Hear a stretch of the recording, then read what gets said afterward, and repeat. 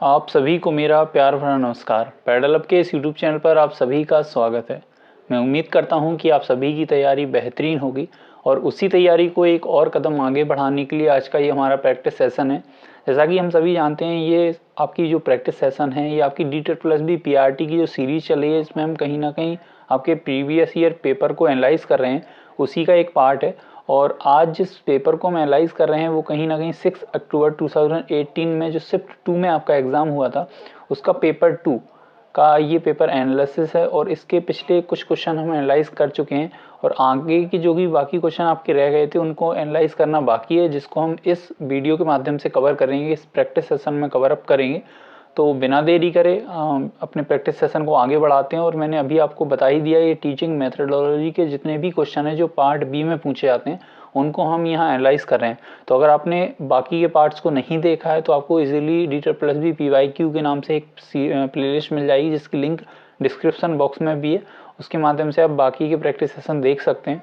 बढ़ते हैं आज के क्वेश्चनों की ओर। उससे पहले अगर आप इस प्रैक्टिस सेशंस की PDF, इन क्वेश्चंस की PDF चाहते हैं तो उसके लिए आपको पैडल अप ऑफिशियल नाम से इस ग्रुप को ज्वाइन करना होगा, जिसकी लिंक नीचे दी गई है। अदरवाइज आप QR कोड स्कैन करके इसको ज्वाइन कर सकते हैं। और अगर आपकी कोई क्वेरी है तो आप पैडल अप ग्रुप पर हमसे डायरेक्ट क्वेश्चन को पूछ के उसका आंसर ले सकते हैं।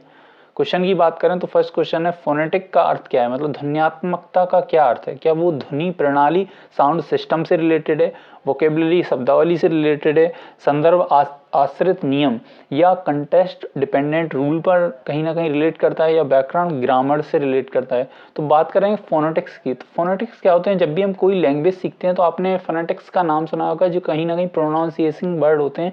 किसी भी अक्षर या शब्द का हम किस तरीके से उच्चारण करते हैं उन्हें कहीं ना कहीं फोनेटिक्स बोलते हैं। तो ये हम जिस चीज़ से रिलेट करते हैं वो शब्दावली नहीं है, आपके रूल्स नहीं है या ग्रामर वाला पार्ट नहीं है, ये मेनली आपका साउंड सिस्टम है जिससे रिलेट करते हैं। तो इस तरीके के क्वेश्चन आपसे पूछे जाते हैं, ये बात आपको ध्यान रखना है। ये कहीं ना कहीं आपके साउंड सिस्टम से कनेक्ट है, क्योंकि जो वर्ड कोई भी अक्षर है, जैसे हमने पी बोला तो पी का जो साउंड है, जो बोलने का जो ध्वनि है उसकी, उसी को हम फोनेटिक्स बोलते हैं किसी भी लैंग्वेज में। तो इसलिए ये इंपॉर्टेंट हो जाता है।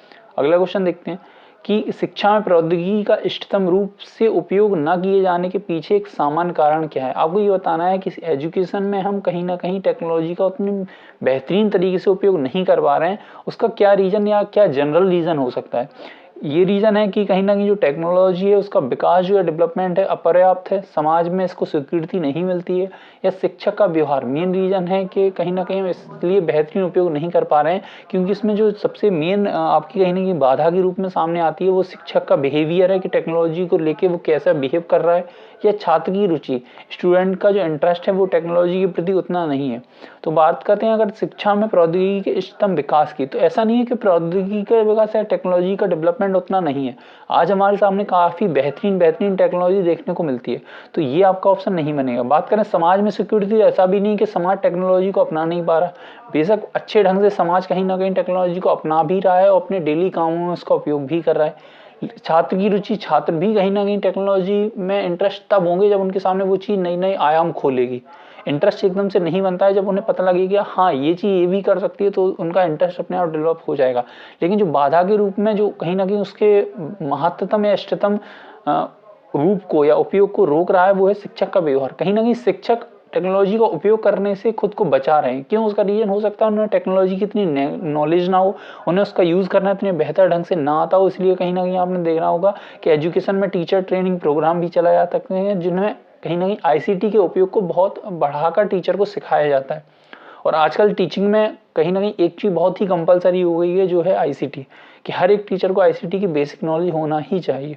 बढ़ते हैं अगले क्वेश्चन की ओर, और इसका जो आंसर है वो है ऑप्शन नंबर 3। अगला क्वेश्चन कहता है आपका कि शिक्षक के मार्गदर्शन के बिना एकाकीपन में किया गया पठन या पढ़ने के लिए रुचि विकसित करने में मदद करता है, सीखने वाले को एक स्वतंत्र पाठक बनाता है। यह किस प्रकार की पठन रणनीति के रूप में आपके सामने आता है, आपको ये बताना है। तो देखिए यहाँ बोला गया है शिक्षक के मार्गदर्शन के बिना। यहाँ टीचर आपको कोई भी मार्गदर्शन नहीं दे रहा है, आप जो भी पठन या पाठन कर रहे हैं वो एकाकीपन मतलब अकेलेपन में कर रहे हैं, वो कहीं ना कहीं आपको इस बात के लिए और मोटिवेट करता है और इंटरेस्ट डेवलप करता है कि आप और ज़्यादा पढ़ें। और वो आपको ये ऐसा सब करना आपको स्वतंत्र पाठक मतलब फ्री तरीके से पढ़ने के लिए मोटिवेट करता है। तो आपको ये बताना है ये किस प्रकार की रणनीति है, क्या व्यापक पठन एक्सटेंसिव रीडिंग है, इंटेंसिव रीडिंग है, स्किमिंग है या स्कैनिंग है। तो ये अलग अलग जो आपको ऑप्शन दिख रहे हैं इनका अपने अपने में कुछ ना कुछ मायने हैं। लेकिन अगर बात करें हम अपने क्वेश्चन की, जो इसका आंसर हो सकता है वो है आपका व्यापक मतलब एक्सटेंसिव रीडिंग। ठीक है, अब बाकी के जान लेते हैं कि इसमें क्या होता है। मेनली आपकी जो पठन या रीडिंग होती है वो दो पार्ट्स में डिवाइड होती है। पहला आपका इंटेंसिव होता है, इंटेंसिव रीडिंग, और दूसरा एक्सटेंसिव रीडिंग। ये बात आपको ध्यान रखनी है, रीडिंग के ये दो टाइप्स होते हैं। अब इंटेंसिव रीडिंग क्या होती है, जिसमें मेनली आप चीज़ों को छोटे छोटे टुकड़ों में टीचर के मार्गदर्शन में, यहाँ एक बात नोट कर लीजिए, इंटेंसिव है वो कहीं ना कहीं टीचर के द्वारा मार्गदर्शित होगा, चीज़ों को छोटे छोटे खंडों में तोड़कर आप कहीं ना कहीं उससे बारीकियों को समझेंगे, वो भी टीचर के गाइडलाइन के अनुसार। एक्सटेंसिव रीडिंग में टीचर का मार्गदर्शन नहीं होता है, वहाँ हम छोटी छोटी बारीकियों को ना समझ पर मेनली जो फोकस करते हैं वो रीडिंग की क्वांटिटी पर फोकस करते हैं, कितना ज़्यादा हम पढ़ सकते हैं। ठीक है, अब बात करते हैं स्किमिंग क्या होती है। स्किमिंग में मेनली क्या होता है, हम जैसे ये आपके सामने क्वेश्चन है, आप जल्दबाजी में इसको मतलब पढ़ लेते हैं, सरसरी निगाह से आप इसे पढ़ते हैं और मेन इसका मोटा मोटा सार आप इसे अगर इसको पढ़ने के बाद जान जाते हैं कि ये क्वेश्चन क्या कहना चाहते हैं। ठीक है, तो उसे स्किमिंग कहेंगे। स्कैनिंग में क्या करते हैं, हम किसी विशेष जानकारी को खोजना चाहते हैं बहुत बड़े एरिया में, तो आप जल्दी जल्दी से पढ़कर मेनली उसी चीज़ पर फोकस करते हैं जिसको आप खोजना चाहते हैं, बाकी चीज़ों को छोड़ देते हैं। जैसे इसका अगर सिमिलर इसका एग्जांपल मारें तो आपको जो अनसीन पैसेजेस आती हैं आपके क्वेश्चंस में या आपके पेपर्स में, तो उसमें क्या करते हैं, क्वेश्चन को हम पहले पढ़ लेते हैं, फिर उस क्वेश्चन में जो वर्ड दिए रहते हैं उनको खोजने के लिए हम कहीं ना कहीं पैसेज को जल्दी जल्दी गो थ्रू करते हैं, तो उसे हम स्कैनिंग के तौर पर जान सकते हैं। आई होप ये चीज़ आपको समझ में आ गई होंगी। अगला क्वेश्चन है कि अच्छी उपलब्धि परीक्षण की विशेषता क्या है। उपलब्धि परीक्षण मतलब अचीवमेंट टेस्ट की क्या प्रमुख विशेषता है, आपको ये बतानी है। क्या शिक्षार्थियों की आवश्यकताओं और क्षमताओं की बेहतर समझ प्राप्त करना, ये उसकी विशेषता है। इसकी कोशिश की जाती है और इसकी कठिनाई के स्तर और विभेदक शक्तियों के आधार पर चुना जाता है। पाठ्यक्रम का मूल्यांकन, संशोधन और सुधार करना इसमें शामिल है। पिछले जो शिक्षार्थी उनकी खोज करना और उन्हें कहीं ना कहीं उपचारात्मक सहायता प्रदान करना इसका मेन विशेषता में। तो अगर अचीवमेंट टेस्ट या आपकी उपलब्धि परीक्षण की बात करी जाए तो उसमें रेमेडियल का या उसमें रेमेडियल टीचिंग या रेमेडियल या उपचार निदानात्मक चीज़ों की बात नहीं की जाती है। पाठ्यक्रम का मूल्यांकन, संशोधन इसमें अचीवमेंट टेस्ट में आपका शामिल नहीं होता है, ये बात भी आपको ध्यान रखनी है। इसकी कोशिश की जाती है कि और इसकी कठिनाई के स्तर में कहीं ना कहीं सुधार किया जाता है और आधार पर चुनाव किया जाता है, तो ऐसा भी नहीं है। लेकिन मेनली जो आपका अचीवमेंट टेस्ट है वो पहली बात आपका विद्यार्थियों से रिलेटेड और उनकी क्षमताओं को बेहतर करना कि उन्होंने क्या अचीव किया। उपलब्धि का अगर वर्ड का अर्थ निकालें तो उसमें मेनली होता है कि बच्चों ने सीख या अधिगम के दौरान क्या चीज़ हासिल की, कौन कौन सी क्षमताएं उनके अंदर विकसित हुई। तो इसका जो सही आंसर बनेगा वो बनेगा ऑप्शन नंबर 1। तो option 1 will be the right answer of this question. I hope इसका एक्सप्लेनेशन आपको क्लियर हो गया होगा। अगला क्वेश्चन है कि द्वितीय जो भाषा है कहीं ना कहीं सेकंड लैंग्वेज है, उसको सीखने के सिद्धांत में अर्जन, निगरानी, प्राकृतिक इनपुट, प्रभावशाली परिकल्पना जैसे जो पद हैं वो किसने दिए। मेनली अगर बात करें इसका क्वेश्चन को और मैं आपको इजी बनाऊं समझाने के लिए, द्वितीय भाषा सिद्धांत किसके द्वारा दिया गया ये आपको बताना है। क्या वो क्रेशन के द्वारा दिया गया, कुक के द्वारा दिया गया, पिंकर के द्वारा दिया गया, वाइगोस्की के द्वारा दिया गया। तो अगर बात करें द्वितीय भाषा अधिग्रहण सिद्धांत की, तो ये बात आपको ध्यान रखनी है। अगर आप चाहें तो नोट कर सकते हैं कि द्वितीय भाषा अधिग्रहण सिद्धांत किसके द्वारा दिया गया। तो ये मेनली आपके जिसके द्वारा दिया गया था वो है आपके कौन, क्रेशन सिद्धांत। इसको आप चाहें नोट कर सकते हैं। द्वितीय भाषा सिद्धांत जिसके द्वारा दिया गया था वो है आपके क्रेशन के द्वारा दिया गया था। तो इसका जो सही आंसर होगा वो होगा ऑप्शन नंबर 1। ठीक है, बात करते हैं कि इन्होंने जो अपना द्वितीय भाषा सिद्धांत दिया है इसके कुछ मुख्य परिकल्पनाएं भी इन्होंने दी थी अपने सिद्धांत में। वो परिकल्पनाएं 5 प्रकार की थी। ठीक है, ये बात आपको नोट करनी है कि द्वितीय भाषा सिद्धांत या द्वितीय भाषा अधिग्रहण सिद्धांत किसके द्वारा दिया गया, स्टीफन क्रेशन के द्वारा दिया गया। और इन्होंने अपने सिद्धांत में कहीं ना कहीं 5 प्रकार की परिकल्पनाओं के बारे में जिक्र किया। सबसे पहला जो परिकल्पना इन्होंने दी वो एक्विजिशन लर्निंग की दी, कि कैसे हम किसी भी चीज़ को एक्वायर करते हैं, सीखते हैं। तो एक्विजिशन लर्निंग की बात करी, मॉनिटरिंग की बात करी, किसी चीज़ को हम कैसे मॉनिटर करते हैं, मॉनिटरिंग की बात करी, इनपुट की बात करी कि सीखने के दौरान हम क्या क्या चीज़ उसमें डालते हैं, इनपुट देते हैं, अफेक्टिंग फैक्टर फिल्टर की बात करी, अफेक्टिंग फिल्टर AF की बात करी, और 5th नंबर पर जिसकी बात करी वो है नेचुरल ऑर्डर। ये बात भी आपको ध्यान रखनी है। तो इन 5 चीज़ों को कहीं ना कहीं इन्होंने अपने अधिकरण सिद्धांत में शामिल किया। तो जिनका नाम है, जिनका द्वितीय भाषा सिद्धांत है, वो स्टीफन क्रेशन। तो ये बात आप याद रखिएगा। बढ़ते हैं अगले क्वेश्चन की ओर। अगला क्वेश्चन क्या कहता है कि शिक्षिका कक्षा में अंकगणित पढ़ा रही है या किसी विशेष अवधारणा को तब तक दोहराती है जब तक कि वह छात्र के मन में स्थिर न हो जाए। शिक्षक कक्षा में जिस उपागम का अनुसरण करती है, आपको उसके बारे में बताना है कि उसे क्या कहा जा सकता है। क्या अर्थपूर्ण उपागम है, या अभ्यास है, ड्रिल अभ्यास है, उपागम है, प्रासंगिक उपागम है, या सामाजिक उपागम है। तो मेनली अगर की पॉइंट्स में हम क्वेश्चन में देखें, जैसा कि हमेशा आपसे कहता हूं कि उन पॉइंट्स को या उन कीवर्ड्स को छांटिए जो कहीं ना कहीं आपको आंसर तक लेकर जाएं। तो अंकगणित पढ़ा रही है, ठीक है, एक शिक्षिका का काम है, वो अंकगणित पढ़ा रही है, विशेष अवधारणा को तब तक दोहराती है। यहाँ एक वर्ड जो मायने रखता है वो है दोहराना, जब तक वो छात्र के मन में क्या ना हो जाए, स्थिर ना हो जाए। तो क्या इसे अर्थपूर्ण उपागम कहेंगे या अभ्यास या ड्रिल कहेंगे। तो बार बार किसी काम को दोहराना क्या है, वो ड्रिल, अभ्यास या ड्रिल उपागम के अंतर्गत आता है। तो इसका जो सही आंसर बनेगा वो ऑप्शन नंबर 2 है। इतना आप समझ गए होंगे।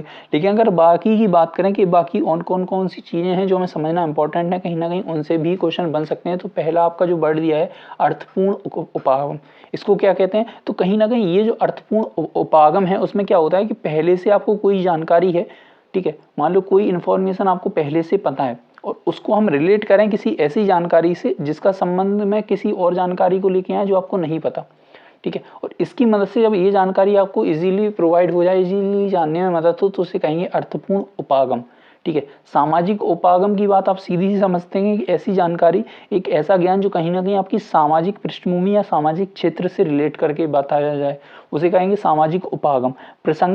प्रासंगिक उपागम जिस चीज को कहेंगे उसमें कहीं ना कहीं आप किसी भी चीजों के व्यवहारिक चीजों का क्या करेंगे, विश्लेषण करेंगे कि आप उन चीजों को व्यवहार में किस तरीके से लेके आते हैं, उनसे जब चीजों को रिलेट करके बच्चे का अध्ययन कराएंगे, उसे प्रासंगिक उपागम कहते हैं। तो ये बाकी के 3 उपागम या अप्रोचेस की बात करी है और हमारा जो सही आंसर था वो था ऑप्शन नंबर 2, जिसे हम ड्रिल या अभ्यास उपागम के नाम से जानते हैं।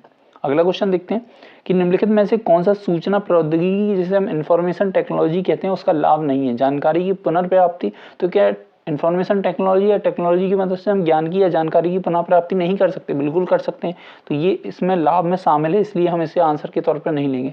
सूचना का संरक्षण, क्या सूचना को हम सुरक्षित तरीके से नहीं रख सकते आईटी की मदद से, बिल्कुल रख सकते हैं। जानकारी का पता लगाना कि जानकारी कहाँ से आई है इस तरीके, या ज्ञान की वृद्धि, तो मेनली जो इसका आंसर होगा जो कहीं ना कहीं लाभ के तौर पर शामिल नहीं होगा वो है जानकारी का पता लगाना। जानकारी का पता लगाना इसके अंतर्गत नहीं आएगा, डिटेक्टिंग इन्फॉर्मेशन इसके अंतर्गत नहीं आएगा। बाकी की जानकारी की पुनर्प्राप्ति, सूचना का संरक्षण, या आप कहें या नॉलेज एक्सप्लोरेशन, ज्ञान की वृद्धि, ये सारी चीज़ें आईटी के कहीं ना कहीं बेनिफिट्स के अंतर्गत आएंगी। बट सूचना का डिटेक्शन या नॉलेज की डिटेक्शन करना, इन्फॉर्मेशन की डिटेक्टिंग करना, ये आपकी आईटी के अंतर्गत नहीं आएगा। तो बढ़ते हैं अगले क्वेश्चन की ओर। ये आईटी वाले आपके क्वेश्चन जो आईटीसी से रिलेटेड हैं वो भी कई बार आपके ये पार्ट बी में पूछे जा सकते हैं, क्योंकि ये पार्ट बी कहीं ना कहीं आपका टीचिंग मेथोडोलॉजी का एक टाइप है जिसमें आपका सीडीपी हो गया, पेडागोजी हो गया, पॉलिसीज हो गई, आईसीटी हो गई, इन सबसे रिलेटेड क्वेश्चन बन के आएंगे। तो ये आप ये नहीं कह सकते कि इस टाइप से या इस पार्ट से क्वेश्चन क्यों बन कर आए, है ना। अगला क्वेश्चन बात करते हैं कक्षा 3 की। एक अंग्रेजी की शिक्षिका बच्चों को प्रभावी ढंग से अंग्रेजी सीखने में मदद करने के लिए कक्षा में भूमिका निर्वहन, जिसे हम रोल प्ले कहते हैं, का उपयोग करती है। अब रोल प्ले जो है वो आपस में वास्तव में क्या है आपको ये बताना है कि अन्य विकल्पों में से कोई नहीं, मतलब जो नीचे दिए गए विकल्पों में से कोई भी इसमें शामिल नहीं है। क्या ये टेक्निक है या ये अप्रोच है या मेथड है। तो बात करें रोल प्ले की, तो रोल प्ले अपने आप में क्या है ये बात आपको बतानी है। तो रोल प्ले अपने आप में एक टेक्निक का नाम है। जैसे हम अलग अलग टेक्निक्स का यूज करते हैं, उनमें से रोल प्ले एक है। तो role play is a technique, ये बात आपको ध्यान रखनी है। बात करें अगर अप्रोचेस की, उपागम की या मेथड्स की, तो मेथड्स में आपके अलग अलग मेथड्स आते हैं, जैसे निगमन हो गया, आगमन हो गया, ठीक है, जैसे हम डिडक्टिव इंडक्टिव मेथड्स कहते हैं। ये मेथड्स के अप्रोच है, मेथड्स के टाइप्स हैं। अप्रोच क्या होती हैं, जैसे हमने ड्रिल अप्रोच की बात करी, ड्रिल मतलब अभ्यास उपागम की बात करी, तो ये उसके अंतर्गत आएगा। बट जो रोल प्ले है वो क्या है, टेक्निक के अंतर्गत आता है। इसलिए जो हमारा सही आंसर होगा वो होगा ऑप्शन नंबर 2। अगला आंसर देखते हैं कि गणित की भाषा की इस रूप में सराहना करने वाले महान वैज्ञानिक कौन थे जिन्होंने कहा था कि गणित वह भाषा है जिसमें भगवान ने सृष्टि की रचना की है। तो ये आपको कहीं ना कहीं एक डेफिनेशन दी गई है। इसमें पूछा गया कि ये जो कथन है वो किसके द्वारा दिया गया कि गणित वह भाषा है जिसमें भगवान ने सृष्टि की रचना की है। तो ये जो कथन है वो आपका गैलीलियो के द्वारा दिया गया था। ये आपको एज इट इज याद ही करना पड़ेगा। अगर बात करें कुछ और इम्पोर्टेंट कथन की जिनको हमें जानना इम्पोर्टेंट है, तो रसेल का एक बहुत ही महत्वपूर्ण कथन है जिसे हमें जानना चाहिए कि गणित को उस विषय के रूप में परिभाषित किया जा सकता है जिसमें हम कभी नहीं जानते कि हम किस बारे में बात कर रहे हैं और ना ही हम जो कह रहे हैं वह सच है। तो ये जो कथन है वो आपका रसेल का है, ये भी आपको ध्यान रखना है। अगर एक लॉक रहे हैं आपके, लॉक के द्वारा भी एक कथन दिया गया था, तो अगर लॉक के कथन की बात करें तो गणित से रिलेटेड उनका ये कथन था, गणित मस्तिष्क में तर्क करने की आदत को विकसित करता है। आप चाहें तो इनको लिख सकते हैं वीडियो को रिवाइंड करके कि लॉक के द्वारा कहा गया था गणित मस्तिष्क में तर्क करने की आदत को विकसित करता है। रसेल का मैंने बता दिया कि गणित को उस विषय के रूप में परिभाषित किया जा सकता है जिसमें हम कभी नहीं जानते कि हम किस बारे में बात कर रहे हैं और ना ही हम जो कह रहे हैं वह सच होता है। ठीक है। और अगर एक और रहे हैं आपके बर्जन पिर्स की बात ध्यान रखनी है कि पिर्स नाम के एक और साइकोलॉजिस्ट रहे हैं जिन्होंने गणित के बारे में बात करी, तो उन्होंने कहा है गणित एक विज्ञान है जो आवश्यक निष्कर्ष निकालता है। ठीक है। गैलीलियो के बारे में हम पढ़ ही चुके हैं कि गैलीलियो ने क्या कहा था, तो ये बाकी कथन है आपके एग्जाम के पॉइंट ऑफ व्यू से भी इंपॉर्टेंट हो सकते हैं, तो ये भी बात आपको ध्यान रखनी है। अगला अगर अपना क्वेश्चन की ओर चलें, कहता है कि बहु कक्षा जिसे हम मल्टी ग्रेड टीचिंग कहते हैं, बहु स्तरीय मल्टी लेवल टीचिंग कहते हैं, उसकी रणनीतियों का क्या अर्थ होता है। यह उनके रुचिकर अधगम के क्षेत्रों में विश्वास और फिर से अन्य क्षेत्रों के बारे में जानना होता है। यह छोटे छोटे चरण सिखाने के बारे में, क्योंकि इनमें अध्ययन की अवधि सीमित होती है। ये काफ़ी लचीले होते हैं, लचीलेपन के साथ अधिक संख्या में निर्देशात्मक सामग्री और अभ्यास तैयार करने में मदद करते हैं। ये ऐसी रणनीतियां हैं जहां एक शिक्षक अलग अलग क्षमताओं, विभिन्न स्तरों के, विभिन्न आयु वर्ग या आयु समूह के, विभिन्न कक्षा स्तरों के शिक्षार्थियों के साथ व्यवहार करता है। तो हम सभी जानते हैं मल्टी ग्रेड टीचिंग या मल्टी लेवल टीचिंग में क्या होता है। मल्टी ग्रेड में अलग अलग कक्षाओं के विद्यार्थियों को आप एक साथ रखकर उन्हें पढ़ाते हैं। मल्टी स्तर मतलब अलग अलग क्षमताओं के, अलग अलग बौद्धिक स्तरों के बच्चों को आप लेकर एक साथ चलते हैं। तो उसमें क्या आएगा आपका ऑप्शन नंबर 4 जो बनेगा वो हमारा राइट आंसर बनेगा। बाकी जो 3 है वो इससे रिलेट नहीं करते हैं, इसलिए वो हमारे आंसर नहीं बनेंगे। अगला क्वेश्चन देखते हैं कि गणित की कौन सी शाखा कुशल और सफल जीवन के लिए आवश्यक मानी जाती है व उसका जीवन के सभी क्षेत्रों में लगभग सभी मानव के लिए अधिकतम उपयुक्तता मूल है। तो ऐसी कौन सी शाखा है जो कहीं ना कहीं जीवन के लिए आवश्यक के तौर पर देखी जा सकती है और नॉर्मली कहा जाता है कि मानव के सभी वर्ग में वो ज़्यादा से ज़्यादा उपयोगी रूप में सामने आती है। क्या वो बीजगणित है, ज्यामिति या अंकगणित है या सौंदर्य शास्त्र है। तो सौंदर्य शास्त्र इसमें कट जाएगा, ये गणित की कोई शाखा के रूप में नहीं है, ये बात हम समझते हैं। और बात करें बीजगणित, ज्यामिति, अंकगणित की, इसमें जो शाखा कहीं ना कहीं हमारे डेली लाइफ में बहुत ज़्यादा उपयोग में आती है और सभी वर्ग उसका उपयोग करते हैं, वो है अंकगणित। अब अंकगणित क्यों है, क्योंकि जो ज्यामिति है वो नॉर्मल जो बंदा आपका कहीं ना कहीं जो आपकी लेबर पार्ट होते हैं, जो कहीं ना कहीं निर्माण क्षेत्र से जुड़े होते हैं, वो आपकी बीजगणित का उपयोग करते हैं, सॉरी जो वो ज्यामिति का उपयोग करते हैं। और अगर बीज गणित की बात करें तो कहीं ना कहीं ये आपके संकेतों से जुड़ी हुई भाषा है। ठीक है। लेकिन अंक गणित की अब बात करें तो इसी में आपका प्रॉफिट एंड लॉस आता है, इसमें आपका परसेंटेज वाला आता है, फ्रैक्शन आता है। ये जो सारी चीज़ें हैं वो कहीं ना कहीं आपकी डेली लाइफ से जुड़ी हुई हैं। आप दुकान पर जाते हैं, सामान को खरीदते हैं, कितना मूल्य आपने दिया, उसने कितना कमाया, ये आपकी डेली लाइफ से जुड़ी है। हर कोई इनसे अपनी डेली लाइफ में या डे टू डे लाइफ में इनसे जुड़ता है और इन चीज़ों को फेस करता है। इसलिए जो वह शाखा जो हमारी डेली लाइफ से जुड़ी हुई है वो अंकगणित कहलाएगी। अगला क्वेश्चन देखते हैं, ये कहीं ना कहीं मैथ पेडागोजी का क्वेश्चन था जो आपका प्रीवियस क्वेश्चन था। अगला क्वेश्चन देखते हैं कि निम्नलिखित में से कौन सा आईसीटी का सक्षम मूल्यांकन विधि है। आपको ये बताना है आईसीटी के द्वारा कौन सी मूल्यांकन विधि उपयोग में लाई जाती है। व्यक्तिगत साक्षात्कार है, कमल जो पेन पेपर परीक्षण है वो, तो ये होगा नहीं, छात्र पोर्टफोलियो है, या फिर वो ऑनलाइन आकलन है। तो हम सभी जानते हैं आईसीटी कहीं ना कहीं आपका इंफॉर्मेशन टेक्नोलॉजी से जुड़ा हुआ मामला है, तो उसमें आपका ऑनलाइन जो आकलन या जो ऑनलाइन आप असेसमेंट करेंगे वो उसमें शामिल होगा। तो ऑप्शन 4 इसका सही आंसर बैठेगा। अगला क्वेश्चन देखते हैं, क्योंकि आजकल जो हम आकलन मूल्यांकन भी कर रहे हैं तो वो आईसीटी का ज़्यादा से ज़्यादा उपयोग करके ही कर रहे हैं, जिससे आईसीटी को और ज़्यादा बढ़ावा मिल रहा है। अगला क्वेश्चन है कि बच्चों के साथ विस्तारित बातचीत का क्या अर्थ है। हम बच्चों के साथ बातचीत करते हैं तो उसका क्या अर्थ है कि ज़्यादा से ज़्यादा बच्चे बोलें, उन्हें बोलने का मौका दें। कि बच्चों के द्वारा बोले गए शब्दों को वैक्सियों द्वारा विस्तारित किया जाता है, या बच्चे बोलते हैं तो उनकी बोली जाने वाली भाषा सही होती है।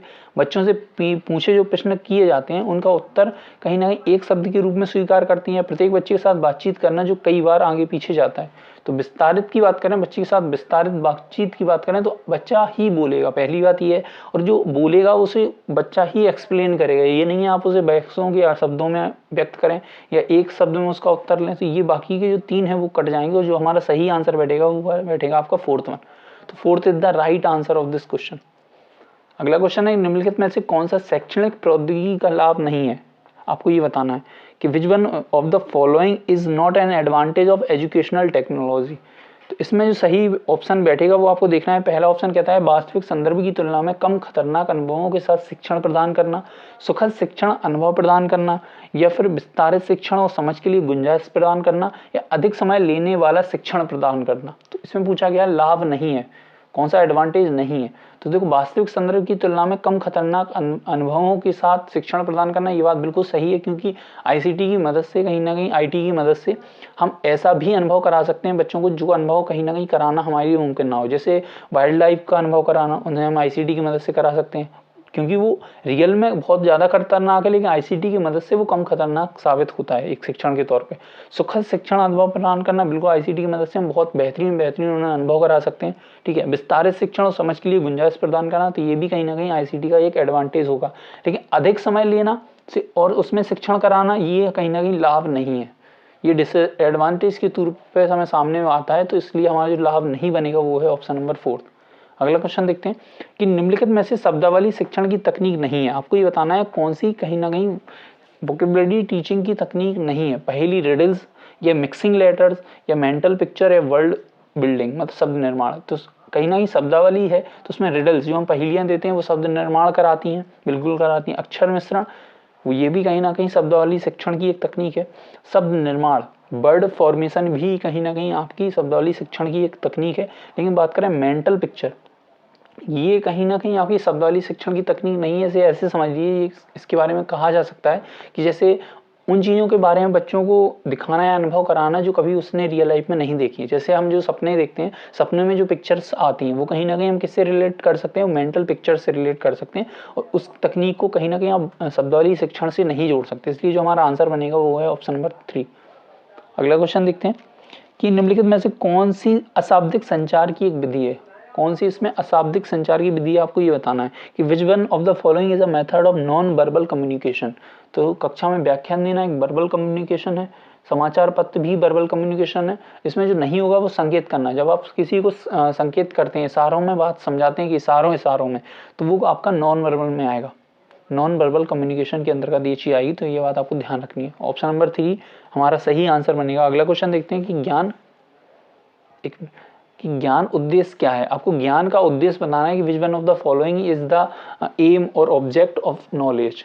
तो इसका आप पढ़ लीजिएगा कि यह भेदभाव से संबंधित है, सामान्यीकरण की क्षमताओं को दिखाता है, उनको विकसित करता है। तो भेदभाव या संबंधों के बारे में ज्ञान का उद्देश्य नहीं होता है, ये हम सभी जानते हैं। व्यक्ति की उच्चतम आवश्यकताओं पूरा करके आंतरिक प्रेरणा को नियोजित करना और उसे हासिल करना। तो उच्चतम आवश्यकताओं को पूरा करना और आंतरिक प्रेरणा ही काफी ज्ञान का उद्देश्य नहीं है, इसमें और ब्रॉड टर्म भी शामिल हो सकते हैं। कहीं ना कहीं ये जो वाक्य आपका ऑप्शन नंबर 2 वो कहीं ना कहीं सीमित चीजों को दिखाता है ज्ञान के उद्देश्य के रूप में। यह याद करने, अभिज्ञान क्षमताओं को विकसित करता है। 4th कहता है यह तर्क और परिकल्पना या अनुमान को विकसित करता है। तो देखिए, तर्क, परिकल्पना, अनुमान, पूर्वानुमान, ये कहीं ना कहीं आपके संज्ञानात्मक क्षेत्र से जुड़ी हुई चीजें हैं। तो ज्ञान का उद्देश्य केवल संज्ञानात्मक क्षेत्र का विकास करना ही नहीं है, उसमें सारी अनुभव, आपके सारे क्षेत्र शामिल हो सकते हैं। इसलिए आपका जो सही आंसर बनेगा ऑप्शन नंबर 3 बनेगा, क्योंकि बहुत सारे बच्चे 3 और 4th में कंफ्यूज हो सकते हैं। याद करना और अभिज्ञान क्षमताओं को विकसित करने के लिए हासिल किया जा सकता है, ये ज्ञान का उद्देश्य माना गया है। वैसे ज्ञान के अलग अलग उद्देश्य कई सारे हो सकते हैं, हम जानते हैं कि कई सारे हो भी सकते हैं, और हमारे कहीं ना कहीं नॉलेज के हिसाब से हम अलग अलग तरीके से इसे एक्सप्लेन भी कर सकते हैं। लेकिन अगर बात करें ज्ञान कितने प्रकार के होते हैं, ये क्वेश्चन भी आपसे बन सकता है कि ज्ञान के टाइप्स कितने होते हैं। तो मेनली ज्ञान को 2 हिस्सों में बांटा गया है, एक आपका पूर्व प्राथमिक और एक आपका प्राथमिक। इसे समझ लेते हैं कि ये आखिर कौन कौन सी चीज़ें होती हैं। तो पूर्व प्राथमिक में मेनली वो चीज़ आती हैं जो हम अनुभव द्वारा ग्रहण करते हैं। अनुभव और ऑब्जर्वेशन के द्वारा जो ज्ञान हम ग्रहण करते हैं उसे पूर्व प्राथमिक में रखा गया है। और प्राथमिक में वो जो चीज़ें आती हैं वो कहीं ना कहीं आपके अनुभव से थोड़ी ऊपर होती हैं, जो हमारे अनुभव में नहीं होती लेकिन बाद में हमारे अनुभव में आती हैं। जैसे अनुभव में बच्चे ने सेंसर से जो चीज़ ग्रहण करी वो आपके पूर्व प्राथमिक में आएंगी, लेकिन हमने बच्चे को बता दिया कि 2 + 2 4 होते हैं। तो ये वो अनुभव बाद में ग्रहण कर सकता है। हो सकता है बाद में जाके वो उसे पता चले, अच्छा 2 चॉकलेट और 2 चॉकलेट को अगर मैं आपस में मैं कलेक्ट करूँ तो मेरी 4 चॉकलेट बनेगी। इस तरीके की जो अनुभव है वो बाद में मिले, लेकिन नॉलेज उसे पहले मिल गई, तो इसे प्राथमिक ज्ञान कहेंगे। तो ये बात समझें। और ज्ञान की अगर बात करें, कई बार ऐसा पूछा गया है, जैसे एडोलसेंस का आपका पूछा गया है किस शब्द से एडोलसेंस शब्द या किशोरावस्था की उत्पत्ति हुई है। तो ऐसे ही अगर आपसे पूछा गया है कि ज्ञान का जो अध्ययन है उसे क्या कहा जा सकता है? तो ज्ञान के अध्ययन को एपिस्टेमोलॉजी कहते हैं। एपिस्टेमोलॉजी जो शब्द है वो कहीं ना कहीं ग्रीक भाषा का शब्द है एपिस्टेम, इससे लिया गया है। तो ये आपको एस्ट्रोनॉलॉजी याद भी रखनी है। एपिस्टेम का अगर बात करें कि एपिस्टेम का जो अर्थ है वो ज्ञान से है, और लोगों का वर्ड आप सभी जानते हैं विज्ञान है। तो ज्ञान का विज्ञान है, ज्ञान की कहीं ना कहीं आपको ये है कि अध्ययन किसे कहते हैं? एपिस्टेमोलॉजी कहते हैं। और ज्ञान का अध्ययन करने वाला एपिस्टेमोलॉजिस्ट कहलाता है, जिसे ज्ञान मीमांसक भी कहते हैं। बढ़ते हैं अगले क्वेश्चन की ओर कि विश्व के दूसरे तरफ के लोगों के साथ अंतर्क्रिया करना निम्नलिखित में से क्या कहलाता है? क्या मतलब विश्व के अन्य क्षेत्रों से जुड़े लोगों के साथ एक परस्पर अंतर्क्रिया करते हैं तो उसे आप क्या कहते हैं? ज्ञान अतिरेक कहते हैं, या सूचना की पुनर्प्राप्ति कहते हैं, सूचना प्रतिधारण कहते हैं, या ज्ञान वृद्धि कहते हैं। तो मेनली अगर एक देश का नागरिक अगर दूसरे देश के नागरिक के साथ कहीं ना कहीं आपस में कम्युनिकेशन बैठाता है, संचार बैठाता है, तो उसमें क्या होता है? ज्ञान की वृद्धि ही देखने को मिलती है। तो option 4 is the right answer of this question. अगला क्वेश्चन देखते हैं कि कौन सा विकल्प शिशुओं के मौखिक कौशल का सबसे अच्छा वर्णन करता है? तो इसमें बच्चों के मौखिक कौशल के ऊपर आपको आंसर का टिक करना है कि कौन सा उनके मौखिक कौशल को ज़्यादा अच्छी तरीके से वर्णन करेगा। अपने आसपास के वयस्कों द्वारा बोले गए शब्दों को सुनना, ध्वनियों के बारे में जागरूक होना, या लोगों की भाषा और पुस्तकों से नए विचार। तो पुस्तकों से नए विचार शिशु नहीं लेंगे, इन्फेंट नहीं लेंगे। भावनाओं विचारों को व्यक्त करना, तो अभी उनके अंदर विचार उत्पन्न इतने बेहतरीन तरीके से नहीं हो सकते कि भाषा के माध्यम से उनका व्यक्त करना वो सीखें। अपनी पसंद और नापसंद को सूचित करना, तो इन्फेंट में अपनी पसंद और नापसंद कुछ नहीं होती। तो मीन उसका सही सटीक तरीके से जो वर्णन करेगा उनके मौखिक कौशल को, वो कहीं ना कहीं क्या करते हैं? अपने बड़ों के, अपने आसपास के जितने भी लोग हैं उनसे मौखिक रूप से जो बोले गए शब्द हैं उनको सुनते हैं, उन्हीं से ध्वनियों का कहीं ना कहीं उन्हें परिचय स्थापित करने में मदद मिलती है, और उन्हीं से कहीं ना कहीं भाषा का जो पहला उनका चैप्टर है वो स्टार्ट होता है सीखने का। तो जो आंसर बनेगा वो ऑप्शन नंबर 1 बनेगा। तो ये थे आपके आज के बेहतरीन क्वेश्चन। आई होप आपको कुछ एनालाइज करके पता लगा होगा किस तरीके के क्वेश्चन पूछे जा सकते हैं, और आपको साथ ही साथ ये जानकारी भी मिली होगी कि आपकी तैयारी किस डायरेक्शन में है। क्योंकि मेन इनको एनालाइज करने का या इनको करवाने का ये मोटिव है कि आपको ये पता लगे कि आपको अपनी तैयारी को किस डायरेक्शन में लेकर जाना है। तो मिलते हैं अगले नए प्रैक्टिस सेशन के साथ। तब तक के लिए मस्त रहिए, व्यस्त रहिए। Till then take care, bye bye.